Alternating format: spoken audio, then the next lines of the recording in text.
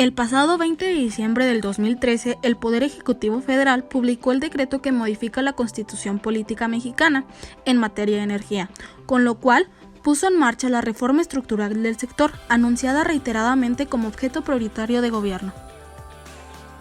Los artículos 25, 27, 28 establecen principios rectores de nuestro sistema de economía mixta y definen la propiedad de la nación sobre sus recursos naturales.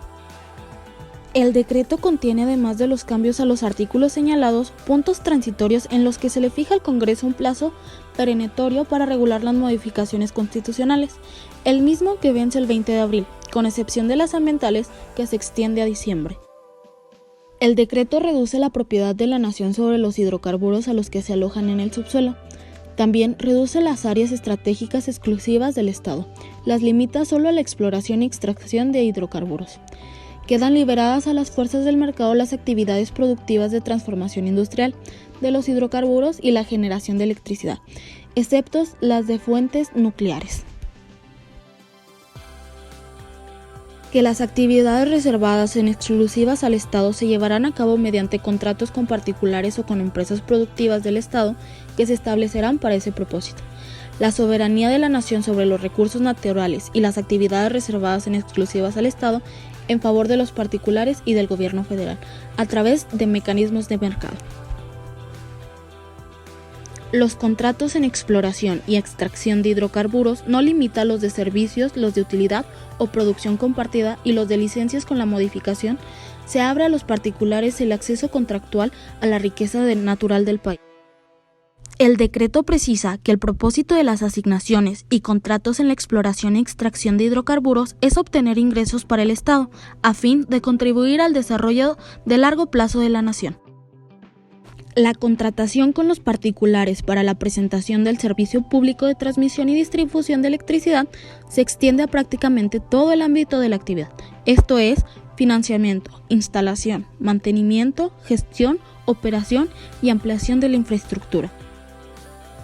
La excepción es quizás la administración y cobro de la venta de electricidad a la multitud de hogares mexicanos que contrata el servicio con la CFE y que sin duda es difícil que puedan constituir un negocio rentable. En 2 años, Pemex y CFE se convertirán en empresas productivas del Estado. Ambas entidades serán liquidadas en su condición actual de organismos públicos desconcentrados. Se señala que para alentar la producción nacional se establecerán porcentajes mínimos de participación de la proveeduría nacional. Los tratados internacionales y los acuerdos de libre comercio suscritos por México tienen precisamente la finalidad de evitar prácticas de protección a la producción nacional que entorpezcan el libre comercio. Las empresas petroleras son propietarias o arriendan bienes de capital que utilizan para la exploración y extracción de los hidrocarburos. Suponer que el contenido nacional de esos bienes se puede incrementar implica desconocer la operación de esos mercados. La estrategia así planteada es errónea o ilusa.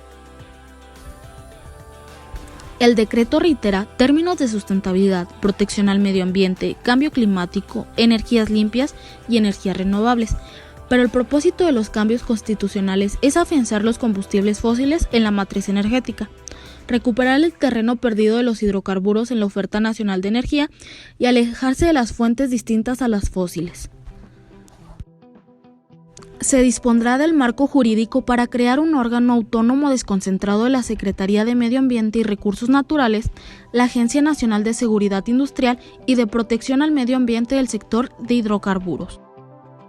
El decreto es omiso nada menos que en la comercialización de los hidrocarburos proveniente de las asignaciones y contratos, antes del 21 de marzo, sin esperar a la legislación secundaria, la adjudicación de áreas en exploración y de campos en producción que aspire a seguir operando y para los cuales acredite capacidad técnica, financiera y de ejecución eficiente y competitiva.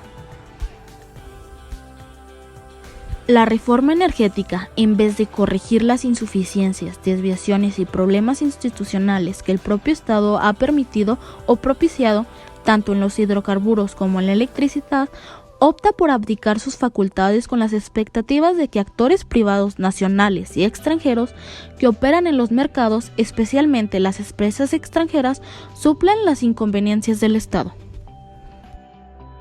Que los particulares inviertan en México, reduzcan precios de los energéticos, aumenten la renta petrolera, generen más empleo y valor agregado, propicien la modernización de Pemex y Comisión Federal de Electricidad y coadyuven a fortalecer la industria nacional, la sustentabilidad y la transición energética.